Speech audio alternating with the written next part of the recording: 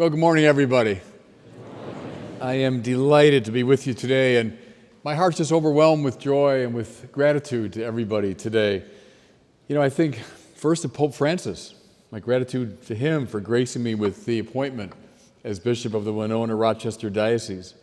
Gratitude to Cardinal Harvey and to Cardinal Supich, to Archbishop Gomez, Archbishop Hebda, Archbishop Listecki, Archbishop Lucas, Bishop Quinn, of course, my illustrious predecessor, now Bishop Emeritus, huh? It's just happened.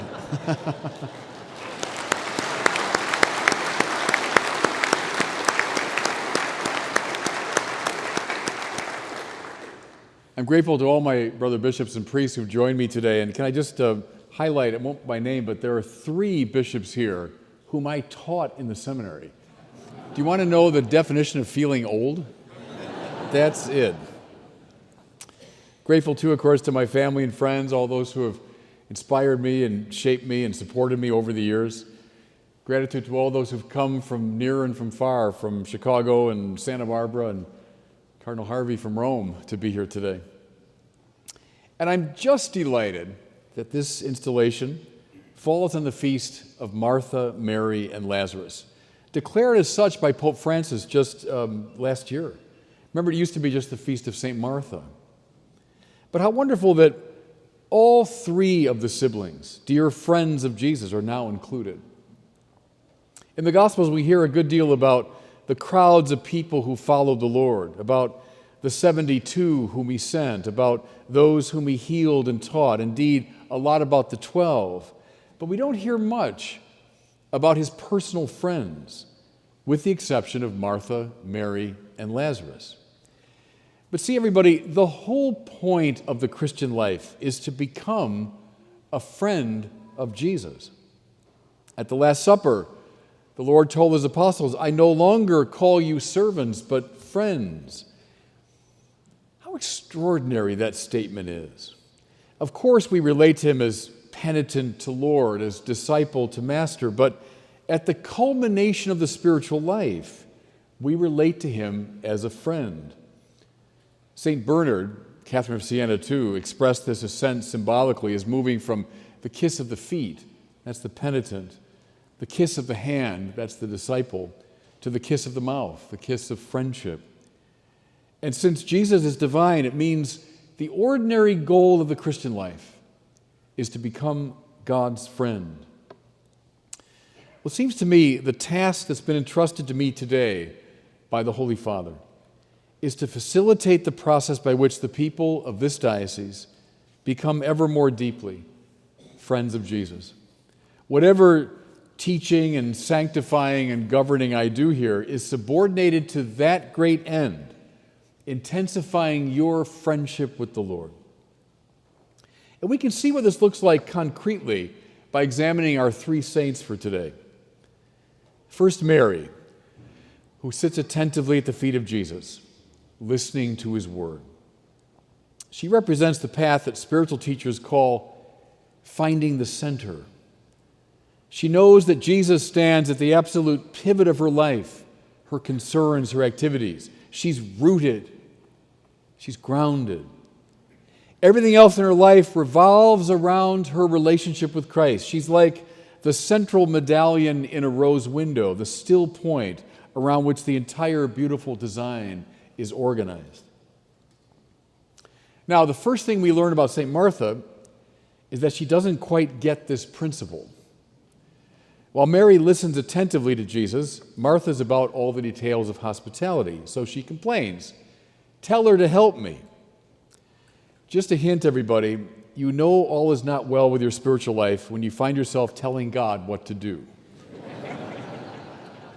But notice, please, how Jesus corrects her. He does not upbraid her for being busy with hospitality. Rather, he says, "Martha, Martha, you are anxious and upset about many things."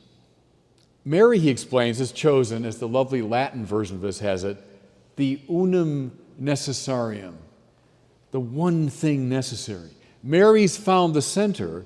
Martha, at this point, is still divided.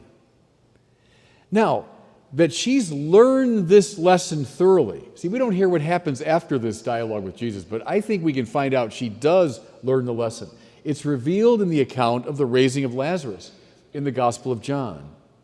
There, Martha utters a confession of faith that rivals that of Peter in the Synoptic Gospels. Jesus refers to himself as the resurrection and the life, and he asks Martha whether she believes this. And she says, "Yes, Lord, I believe that you are the Messiah, the Son of God, the one coming into the world." It's a magnificent confession of faith. Having found that center in Jesus, having found at last the unum necessarium, Martha can now assume with enthusiasm her customary task of service. As such, she represents another key dimension of friendship with the Lord, loving and caring for those whom Jesus loves. As for our third saint, we never hear a word out of the mouth of Lazarus in the Gospels. His name, however, is eloquent. Eleazar, so Lazarus being the Latinized version of this. Eleazar has the sense of the one whom God has helped. And the great truth proclaimed, of course, is that Jesus has helped him in the most dramatic way possible, raising him from the dead. And because of this, we are told, and this is the key, I think, because of this, many came to believe in Jesus. Lazarus represents, therefore, a third great dimension of friendship with Jesus, namely evangelization. Once you've found that friendship, once you've been healed, you become a source of friendship and healing for others. The most effective evangelists are those whom God has helped, who've been brought back to life by Jesus. Lazarus, come out, and the dead man came out. Untie him, said Jesus, and let him go free. As anyone in this room who's ever followed my writings and speaking knows, I am all in favor of knowing the faith, being able to articulate it well intellectually. But those whom Jesus has liberated and untied will most powerfully convey the truth of Jesus to others. One of my favorite definitions of evangelization applies here. Quote, one starving person telling another starving person where to find bread. There's a delicious legend, I'm sure the nuncio knows it, that if not true, should be, as the Italians say. According to this story, Martha, Mary, and Lazarus, along with Joseph of Arimathea, were sent out by sea by enemies of the faith, made to drift on the Mediterranean with no sails or oars or supplies. They came to rest finally on the southern shore of present-day France. Lazarus, the legend goes on, became a powerful evangelist and the first bishop of Marseille, in whose cathedral his skull is venerated to this day. Again, if not true, it should be true. The spiritual point remains. The one whom Jesus called back to life evangelizes best. Now, with those three saints in mind, Pope Benedict said something that's always struck me as profoundly illuminating. The church, he said, does three basic things.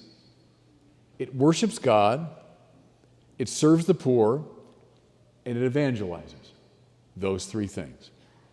In a word, it does the work of Mary, of Martha, and of Lazarus.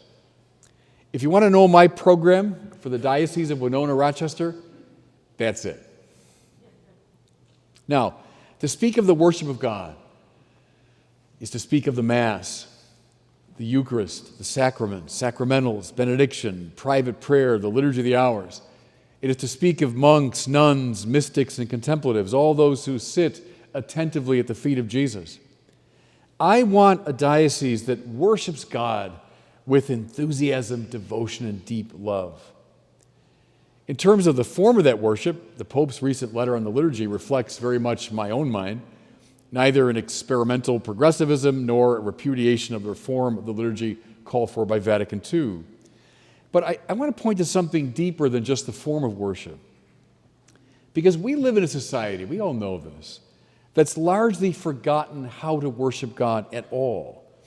Or perhaps to state it more clearly, has fallen into different forms of idolatry, false worship. Whatever one considers to be of highest value is what one worships. So sex and pleasure, money, power, worldly success, reputation, family, country, all of it becomes, for different people in different ways, objects of worship. The job of the church is to remind everybody that these idolatries will lead in short order to addiction and deep sadness. Massive evidence of which is on display, I think, in a lot of young people today. It is furthermore the task of the church to model and to embody true praise, the right worship that serves to order both the self and the wider society. When the young Thomas Merton came to Gethsemane Abbey for the first time for a Holy Week retreat, he told his diary, quote, "I found the still point around which the whole country turns without knowing it."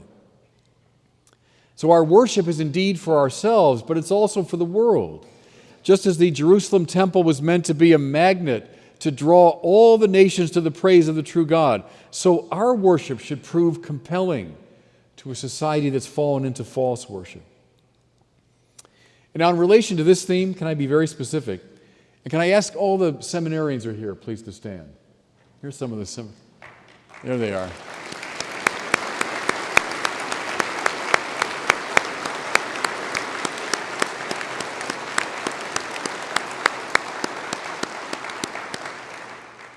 God bless you guys. St. John Paul II said eloquently enough, Ecclesia de Eucharistia, the church comes from the Eucharist, and of course the Eucharist comes from priests. Hence no priests, no church. And so if we want a church that vibrantly worships God, we need priests. Can I offer a challenge now to everybody here? It's not just for me, not just for the vocation director, not just for the clergy, it's for everybody in this diocese. How about we double the number of these guys in 5 years?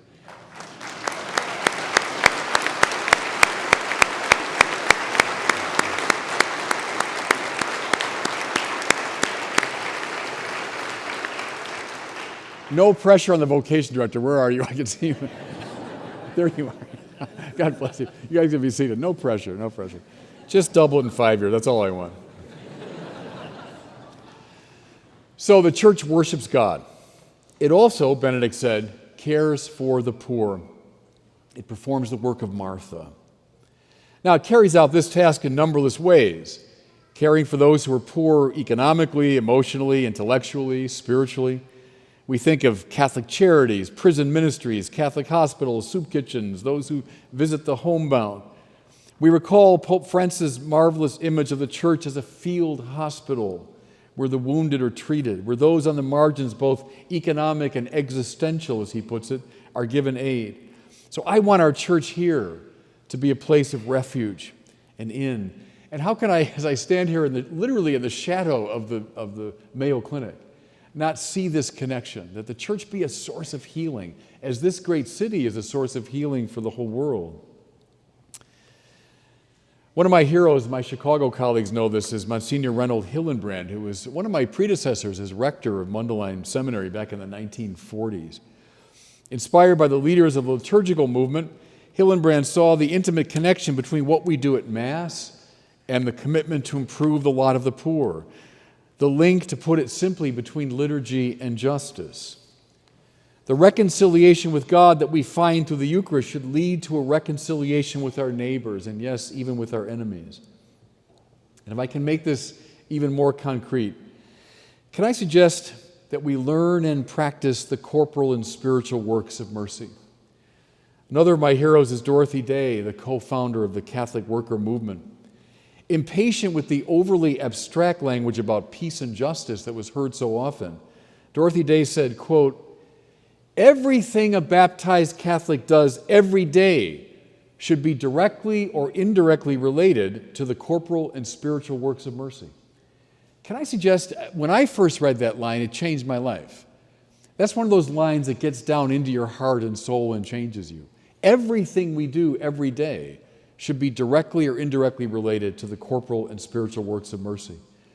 The corporal works of feeding the hungry, giving drink to the thirsty, clothing the naked, visiting the imprisoned, sheltering the homeless, caring for the sick, burying the dead. The spiritual works, admonishing sinners, instructing the ignorant.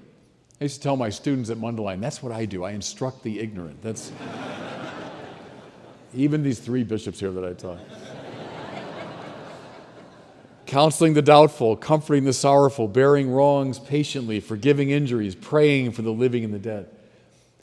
I'd love our parishes here to be places where the corporal and spiritual works of mercy are known and vibrantly practiced.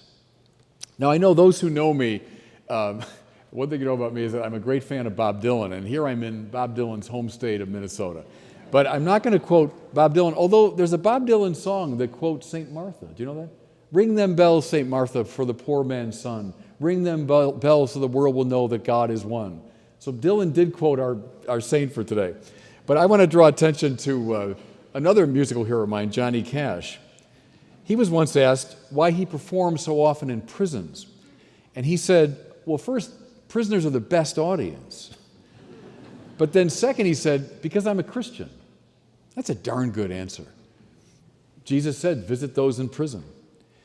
Johnny Cash also resolved, after he became famous, and when he was always the most prominent person in the room, that he would always purposely seek out the person who looked the most lost or lonely or isolated.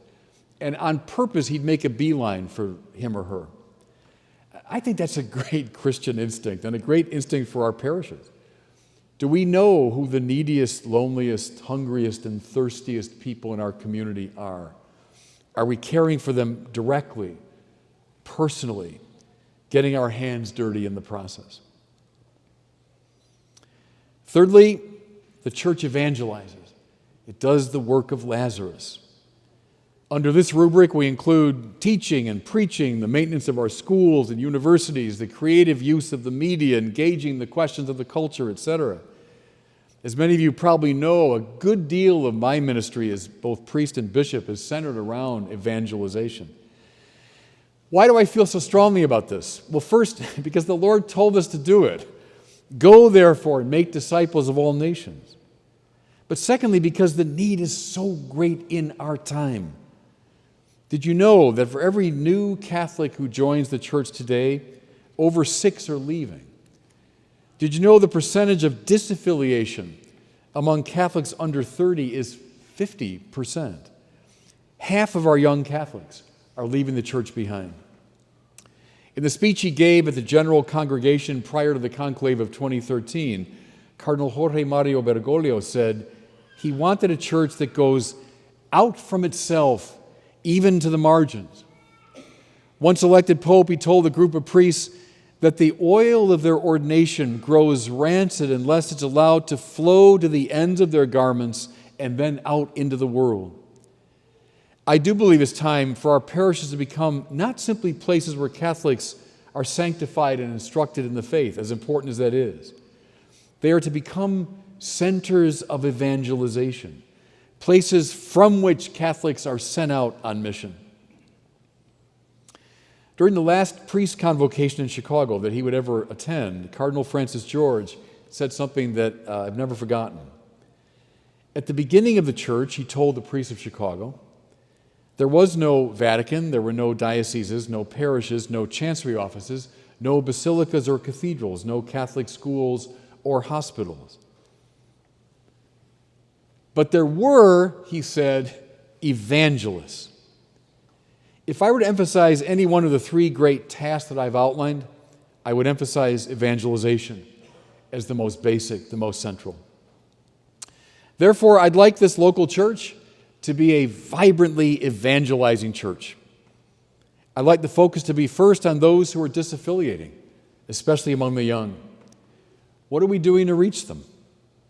How is every particular ministry in our parishes ordered toward the work of calling young people back home? That basic form will always be the Lazarus form. Show others how Christ has brought you back to life, how he's untied you and set you free. Okay, everybody, that's my program. Worship God, care for the poor, and evangelize. Mary, Martha, and Lazarus. I pledge it to pray for all of you every day. Please pray for me.